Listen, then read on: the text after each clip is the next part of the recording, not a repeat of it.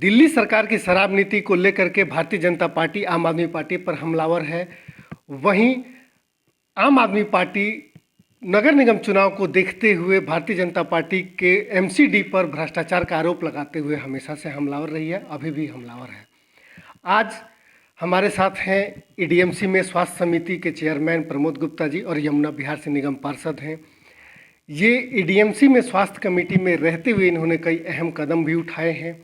शराब की नीति को ईडीएमसी के दृष्टिकोण से किस तरीके से देखते हैं, लोगों के नज़रिए से किस दृष्टिकोण से देखते हैं, इस पर बात करेंगे और इसके साथ अन्य कई मुद्दों पर बात करेंगे। प्रमोद जी, सबसे पहले तो आपका बहुत बहुत स्वागत है। धन्यवाद। दिल्ली सरकार की जो नई शराब नीति है उसको लेकर के भारतीय जनता पार्टी बड़ी मजबूती से पूरे प्रदेश में हमलावर है। आपके वार्ड में शराब की दुकानों की क्या स्थिति है? आपने कितना विरोध किया और बावजूद इसके कितनी दुकानें खुल रही हैं? देखिए, भारतीय जनता पार्टी की जहाँ तक आक्रामकता का सवाल है शराब की नीति को लेकर, शराब के ठेके ना खुलना ये सिर्फ और सिर्फ भारतीय जनता पार्टी की चिंता नहीं है। ये समाज के हर आम व्यक्ति की चिंता है, समाज की हर बहन की चिंता है, समाज की हर बेटी की चिंता है, हर बुजुर्ग की चिंता है, हर युवा की चिंता है। लोग हमारे पास आ रहे हैं।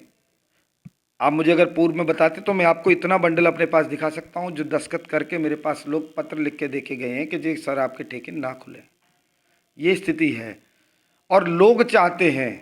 मेरे वार्ड के अंदर आज तक भी एक भी शराब का ठेका नहीं था। अब 3 ठेके शराब के खोलने की केजरीवाल जी यहाँ पर पॉलिसी लेके आ रहे हैं। मुझे तो आज तक किसी ने आके नहीं कहा। लोग मेरे पास आते हैं, नाली बनवा दीजिए, गली बनवा दीजिए, ये काम करा दीजिए, वो काम करा दीजिए। मुझे आज तक जीवन में कोई व्यक्ति नहीं मिला जिसने कहा हो कि भाई साहब शराब मिलने में बड़ी असुविधा है, मुझे शराब का ठेका यहाँ पर खुलवा दीजिए। हाँ, लोगों ने कहा कि केजरीवाल जी के राज में पानी नहीं मिलता। लोगों ने आके कहा कि जी सीवर लाइन से बड़े परेशान है केजरीवाल जी के राज में, गंदा पानी मिलता है, हमें बिजली का मीटर लेने में बहुत असुविधा हो रही है, बहुत मोटी रिश्वत मांग रहे हैं बिजली का मीटर लगाने में। उसे साठगांठ करके एक बड़ा भ्रष्टाचार करना सिर्फ और सिर्फ और सिर्फ 2 कारण हैं, और दोनों कारण दिल्ली की स्वास्थ्य के लिए, दिल्ली के सांस्कृतिक सौहार्द के लिए, दिल्ली के भविष्य के लिए और इस भारत के भविष्य के लिए बहुत ही खतरनाक है। इन्होंने सिर्फ और सिर्फ पैसा कमाना, और चाहे वो किसी भी हद तक जाए, चाहे हमारी युवा पीढ़ी बर्बाद हो, चाहे हमारा भाई बर्बाद हो, उसको इन्होंने आगे बढ़ाया है। शराब बेचने से परेशानी नहीं है, शराब की उपलब्धता को लेकर के परेशानी है, जो इतनी ज़्यादा संख्या में इस दुकानें खोली गई हैं उसको लेकर के। अगर भीड़ की बात करें और लोगों की मांग की बात करें और नीतियों की बात करें तो मांस मछली को लेकर के भी बहुत समाज का एक बहुत बड़ा वर्ग जो है वो इसका विरोध करते रहा है कि ये नहीं बिकना चाहिए। फिर भी खरीदार भी जो है उसके बहुत है। भारतीय जनता पार्टी तो हिंदुत्व को लेकर के इसको विशेष एक मुद्दा बना करके वो करते रही है। ऐसे में क्या आपको लगता है कि फिर एक ऐसी नीति भी होनी चाहिए ताकि मांस मछली की जो उपलब्धता है उसको भी कम किया जाए, जो भारतीय जनता पार्टी करने की कोशिश करते रही है? देखिए, मैंने अभी कहा आपको, हमारी जीवन शैली कैसी हो। हमारे समाज के अंदर बहुत सारे वर्ग ऐसे हैं जो मांस मछली खाना पसंद करते हैं। हमें उससे कोई किसी से ऐतराज़ नहीं। मैं हेल्थ कमेटी का चेयरमैन हूँ। चेयरमैन होने के नाते कहता हूँ, जिसको भी मांस मछली खाने का लाइसेंस चाहिए हेल्थ कमेटी उसको देती है, मगर लीगल तरीके से, कानूनी तरीके से, डिमांड के अनुसार। मेरे वार्ड में आज तक एक भी मीट की दुकान नहीं थी, न है, और ना ही लोगों को आवश्यकता है। तो यहाँ पर अगर 50 दुकानें एकदम खोल दी जाएं तो क्यों? क्या हम उसको प्रमोट करना चाहते हैं? क्या हम उसको बढ़ावा देना चाहते हैं? मैंने आपसे कहा, उसका अर्थ यही है कि दिल्ली के अंदर हम शराब की बिक्री को बढ़ाना नहीं चाहते, शराब की कंजप्शन की खपत नहीं करना चाहते। हम ये चाहते हैं कि नया युवा, नया इस देश का भविष्य पढ़ लिख कर भारत के एक हाथ में उसके अगर लैपटॉप हो तो दूसरे हाथ में उसका गीता भी हो या कुरान हो उसके हाथ में, उसे हमारे संस्कार, हमारी संस्कृति क्या है ये भी पता हो, और पूरे दुनिया से लड़ने के लिए आधुनिकता क्या है ये भी पता हो। उस सब के बीच में शराब कहीं नहीं आती। कोई अगर शराब पीने का आदी है तो उसकी उपलब्धता के लिए शराब कहीं मिलती है तो मिलती रहे, उसे थोड़ी परेशानी से मिले, उसे थोड़ा धक्के खा के मिले, वो डी प्रमोट हो। ये नहीं कि उसको रात के 2 बजे भी फ़ोन करे और उसके घर पे उपलब्ध हो जाए। ये बड़ी समस्या बनी हुई है।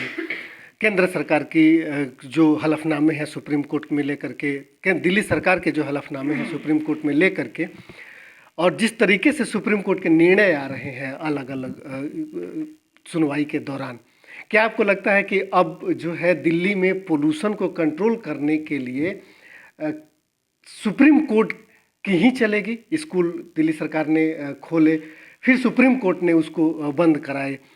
केंद्र सरकार जो हलफनामे में अपने बता रही है पराली का और दूसरे जो लेकर के, वो दोनों, क्या अब पोल्यूशन का मामला सुप्रीम कोर्ट के पाले में ही रहेगा, वही नियंत्रित करने की कोशिश करेगी? देखिए, कोर्ट कभी भी सरकारों के बीच में हस्तक्षेप नहीं करना चाहता, मगर जब जनता परेशान होती है, लोग पीड़ा में होते हैं, तो कोर्ट का दरवाज़ा खटखटाते हैं तो कोर्ट अपनी वर्डिक्ट देता है। आज कहीं न कहीं दिल्ली सरकार पूरी तरह से फ्लॉप शो साबित हुई है। कोरोना के अंदर ये छोड़ भागे ऑक्सीजन के बिना, अभी साफ शुद्ध हवा देने में आज इस वर्ष ही नहीं, पिछले 7 साल लगभग इस सरकार को आए हो गए। मैं सरकार से आज आपके माध्यम से इस सरकार को कहता हूँ कि आप 7 साल का इंडेक्स निकाल लीजिए, प्रतिवर्ष कितनी आपकी कर्मों से आपके ये पोल्यूशन दिल्ली में कम हुआ है। 7 साल में आप ख़त्म नहीं कर पाते, माना, अरे भाई कुछ कम तो कर पाते, या बढ़ा रहे हैं अब, मगर हो ये रहा है। और एक जख्म पर मरहम लगाकर ठीक करना तो दिल्ली की जनता का अलग बात है, उस जख्म को रोज रोज रेड लाइट पर तख्ती लगाकर कुरे दौड़ रहे हैं कि red light on, pollution of. अरे भाई ये कौन सा मंत्र है, ये कहाँ से आया है? ये भी आपको किसी ने सपने में आके बताया था क्या? आप अपना प्रचार करो, खूब करो, कुछ काम करके तो करो महाराज। 40,000 रुपए की पराली की दवाई खरीदेंगे और पूरी दिल्ली में 6 करोड़ का आप ऐड कर देंगे कि हमने पराली के लिए दवाई बांटी। ये नीति तो केजरीवाल साहब से ही कोई सीख सकता है, केजरीवाल जी से ही कर सकता है। और इस बात का भारतीय जनता पार्टी और भारतीय जनता पार्टी का एक एक कार्यकर्ता, और इस शराब के विषय पर तो हमारे साथ 99.99999% समाज का व्यक्ति खड़ा है। जब से आप एडीएमसी हेल्थ कमेटी के चेयरमैन बने, जब आप चेयरमैन बने, जस्ट उसके साथ ही दिल्ली में डेंगू और मलेरिया का प्रकोप शुरू हुआ था। डेंगू बाद में महामारी तक की घोषणा करनी पड़ी उसको लेकर के। जो कदम उठाए गए हैं ईडीएमसी के द्वारा, चूँकि जिम्मेदारी थी ईडीएमसी को इसको रोकने का, उसके बाद जो इलाज की जो व्यवस्था दिल्ली सरकार को करनी थी, उसमें ईडीएमसी ने क्या कदम उठाया? चूँकि अब चुनाव है, ये मुद्दे जो हैं ये चुनावी मुद्दे भी बनने वाले हैं। उसमें ईडीएमसी ने ही कदम उठाया पूरी दिल्ली के अंदर डेंगू मलेरिया रोकने के लिए। सिर्फ और सिर्फ अगर किसी ने कुछ भी प्रयास किया है तो दिल्ली के नगर निगम ने प्रयास किया है। दिल्ली सरकार का एक भी कोई ऐसा डिपार्टमेंट नहीं है जिस डिपार्टमेंट ने गली गली जाकर मच्छर जनित बीमारियों को रोकने के लिए दवाई छिड़की हो। दिल्ली सरकार का कोई ऐसा महकमा नहीं है जिसने जहाँ आवश्यकता हो वहाँ जाकर फॉगिंग कराई हो। दिल्ली सरकार का कोई ऐसा महकमा नहीं है जिसने ट्रेन के द्वारा जाकर रेल की पटरी के आसपास दवाई छिड़की हो, यमुना के अंदर बोट के द्वारा जाकर दवाई छिड़की हो। सिर्फ और सिर्फ ये सब काम किए हैं तो ईडीएमसी और बाकी अन्य निगम के लोगों ने किए हैं, निगम के कर्मियों ने किए। लोगों के घर में जाकर कूलर चेक किए हैं, पंखे चेक किए हैं, उनकी ब्रीडिंग ना हो, कहीं पर भी जल भराव ना हो, फ्रिज के पीछे जाके चेक किया है, छत के ऊपर कहीं टायर ट्यूब नहीं पड़े, कोई पानी भराव तो नहीं है, वो जाके चेक किया है, एक एक घर को चेक किया है।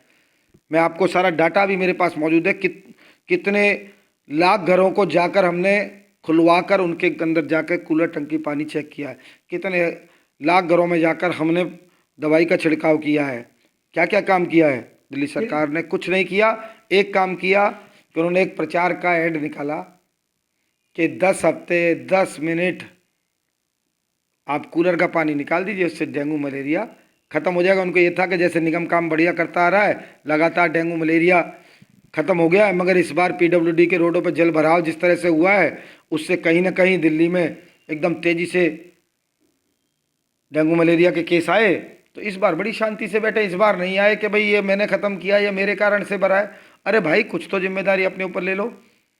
लेकिन सर महामारी क्या हमें भी कूलर में जाके, गमले में जाके, उन केजरीवाल की तरह टीवी पे आके पानी साफ करना चाहिए था?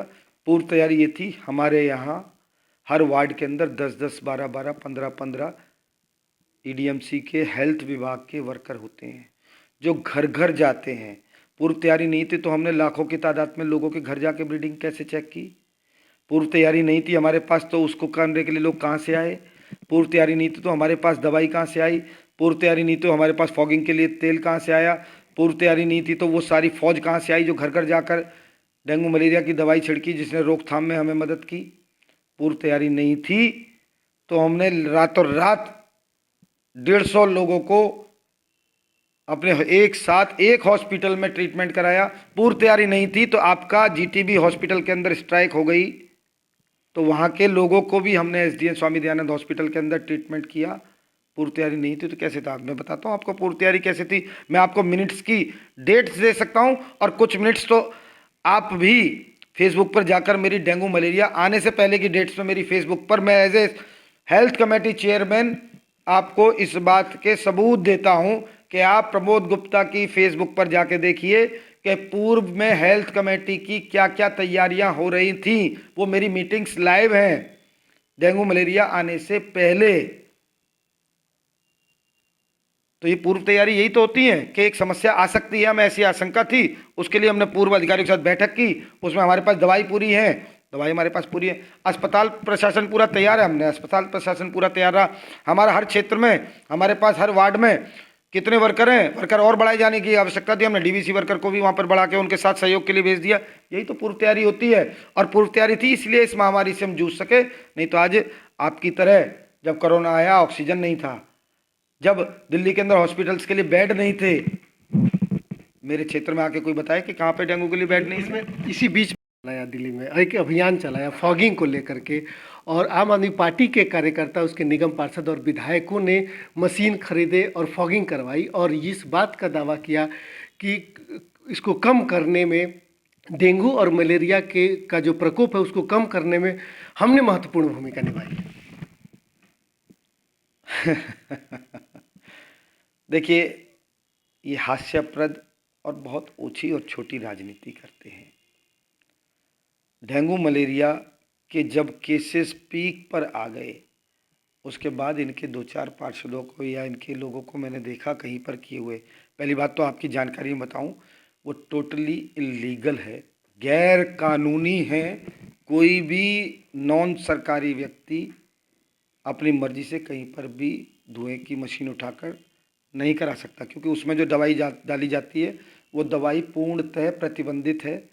किसी भी सरकारी संस्थान के अलावा कोई प्राइवेट व्यक्ति, मैं भी चाहूँगा तो मैं नहीं खरीद सकता उसको। फिर इन्हें कहाँ से वो दवा उपलब्ध हो रही थी, और यदि उपलब्ध हो रही थी तो उसके लिए ये चेक क्यों नहीं किया गया कि ये दवा जो चूँकि प्रतिबंधित है, फिर आम आदमी पार्टी के आम कार्यकर्ता जो बगैर किसी टेस्ट और बगैर उसके मिश्रण का जो संतुलन है उसके, वो दवा थी नहीं, उसके अंदर उन्होंने मिट्टी का तेल डाला और गली गली में लेके घुमाने लगे।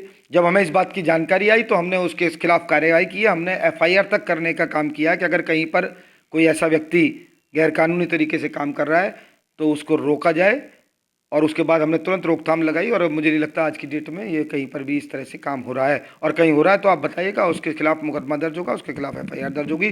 कोई भी व्यक्ति सिवाय सरकारी संस्थान के, एक अधिकृत व्यक्ति जो इसके लिए प्रशिक्षित होता है वही कर सकता है। नहीं तो कितनी दवाई डलनी है, किस मात्रा में डलनी है, कितना मिश्रण डलना है, कैसे कहाँ पर दवाई डलनी है, कितनी फॉगिंग होनी है, ये चीज़ें लोगों के लिए जानलेवा भी हो सकती है। और अगर उन्होंने ऐसा किया तो जनता की साथ खिलवाड़ किया है, ये बहुत बड़ा दोष उन्होंने किया है।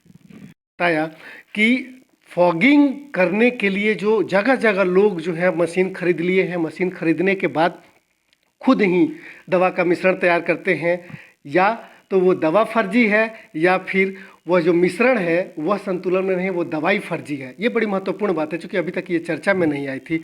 आगे जो है क्या इस पर कदम एमसीडी को आगे आकर के नहीं उठाना जाना चाहिए था, जबकि दिल्ली सरकार ने या आम आदमी पार्टी ने इसको इतनी व्यापकता के साथ बनाया, काफ़ी इसका प्रचार प्रसार भी किया गया।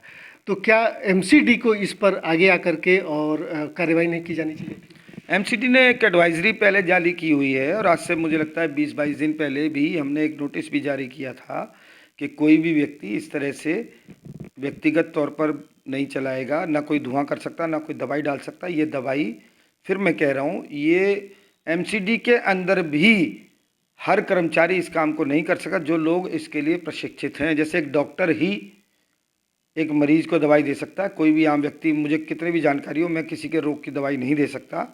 तो ऐसे एक प्रशिक्षित डॉक्टर, डिग्री होल्डर डॉक्टर ही होता है। ऐसे ही जिसके पास प्रशिक्षण होता है, जिसकी ये जॉब होती है, वही व्यक्ति काम करेगा। हर व्यक्ति धुआं नहीं कर सकता, हर व्यक्ति दवाई नहीं डाल सकता। उसका एक अनुपात होता है। अगर पानी के अंदर ज़्यादा केमिकलाइज दवाई डाली तो वो पानी जहरीला हो जाएगा। वो पानी, नालियों का पानी सीवर से होते हुए कहीं ना कहीं यमुना में जाता है, वो फिल्टर होता है, वहाँ के अंदर मछली और जो पानी के जो जीव जंतु होते हैं उनको नुकसान पहुँचाएगा, उनके लिए घातक होगा, टोटल पर्यावरण के घातक होगा।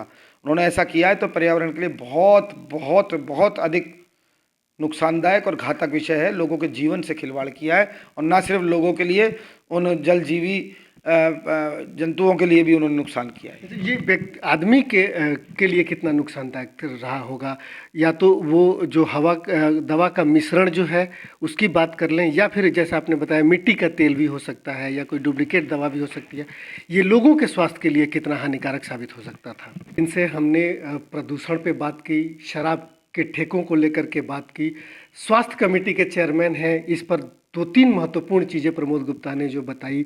पिछले कई बार से हमने भी आपको फॉगिंग के बहुत सारी खबरें दिखाएं अपने अलग अलग रिपोर्ट के माध्यम से, दिल्ली के अलग अलग इलाकों से भी। वो फॉगिंग कितना सही था, उसमें कितनी सही दवाइयाँ थीं, क्या वह आपके स्वास्थ्य को बचाने के लिए फॉगिंग किया गया था, क्या वह आपके स्वास्थ्य को हानि पहुंचाने वाला नहीं था? इस बात के बारे में भी आज प्रमोद गुप्ता ने बताया कि वह जो दवाइयाँ हैं वो महंगी दवाइयाँ होती हैं, और उसको छिड़कने के लिए और उसके मिश्रण के अनुपात के लिए प्रशिक्षित लोग होते हैं, जिनके माध्यम से वो दवाइयों का छिड़काव होता है। उससे ये चीज़ें होती हैं कि जो ब्रीड है उसका, वो तो मर ही जाता है, साथ ही उससे किसी दूसरे तरह का नुकसान नहीं होता है। लेकिन हमने आपको दिखाया था कि कई जगहों पे एक बाढ़ सी थी, जिसे देखिए जो या तो चुनाव लड़ने की तैयारी कर रहा है, या फिर अपने को समाज सेवी बता करके, और वह एक मशीन लेकर के छिड़काव कर रहा था, उससे दोनों तरह के नुकसान हो रहे थे। शायद ये तो लोगों के स्वास्थ्य के साथ खिलवाड़ था, वहीं दूसरी तरफ पोल्यूशन को झेल रही दिल्ली में कहीं ना कहीं एक रत्ती भर पोल्यूशन भी बढ़ रहा था, और वास्तव में फ़ायदा उसका कितना मिल रहा था ये भी एक जांच का विषय था। और जैसा प्रमोद गुप्ता जी ने बताया कि यदि ये किया जा रहा था किसी अनधिकृत व्यक्ति के द्वारा, तो ये एक इलीगल कृत्य है, उस पर एफआईआर तक किया जा सकता है। ईडीएमसी हो या कंसर्न जो भी डिपार्टमेंट्स हो, इस पर कितना सोचती हैं, कितना कार्रवाई करती हैं, ये तो एक अलग बात है। लेकिन आप हम सबको इस बात के लिए भी ध्यान रखना होगा कि आपके और हमारे गली में जो फॉगिंग हो रही है, वो फॉगिंग वास्तव में हमें लाभ पहुंचाने के लिए हो रही है, या उसमें इतनी त्रुटियां हैं कि वो हमें ही नुकसान पहुंचा रही है।